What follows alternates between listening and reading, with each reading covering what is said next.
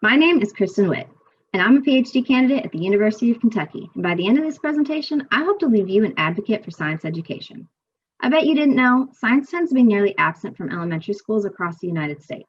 In fact, in 2018, only 17% of kindergarten through third grade students and 35% of fourth through sixth grade students receive science instruction on all or most days of the school year. That means 65 to 80% of elementary students are not receiving science on a daily basis. Let that sink in. Now, imagine this. You're a teacher at an elementary school and your boss, media, and peers tell you that your job relies on students' math and reading test scores. What do you teach? The obvious answer for most is math and reading. Unfortunately, it's at the expense of all other subjects. Science being my main concern today. This story starts 4.5 years ago when I moved to a STEM lab position at my school. This sounds like a good move and it's what many other schools have in place, but what it really does is make STEM a special area class, like gym, art, music, and science. What this did at my school is put all the responsibility for teaching science on me. Teachers felt like I had science covered and they could continue teaching math and reading. I taught in that role for 3 years, and along the way, I questioned the model every single day.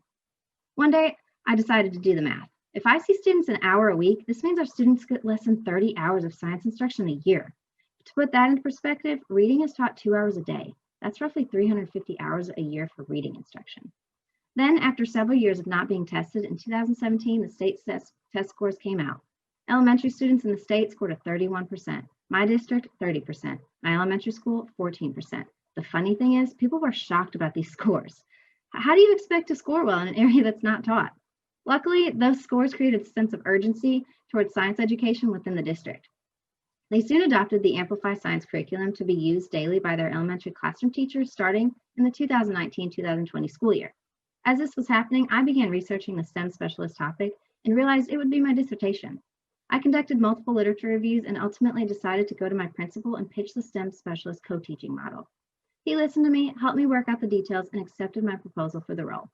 What this means is, rather than me teaching science to all kids, I supported and guided teachers to use the Amplify curriculum and teach science in their own classrooms every day.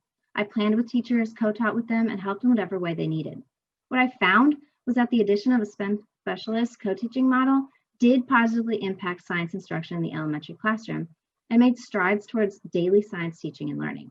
By the end of the school year, teachers, administrators, and students saw value in science education, teachers' confidence grew, and it truly felt like science became a shared responsibility and a weight was lifted off my shoulders and shared with everyone in the building.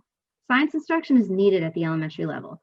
If a STEM specialist can help make this happen, more research needs to be conducted to prove this and make it happen for students in the future. Now, who's with me?